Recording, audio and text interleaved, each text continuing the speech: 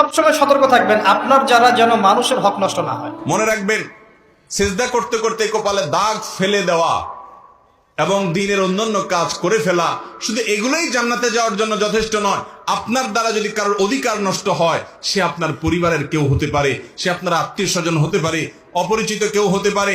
মনে রাখবেন, যদি এরকম কোনো অপরাধ থাকে তাহলে আপনার ইবাদত বন্দেগী শুধুমাত্র আপনাকে জান্নাতে নিতে পারবে আল্লাহ। সবসময় সতর্ক থাকবেন আপনার যারা যেন মানুষের হক নষ্ট না হয়।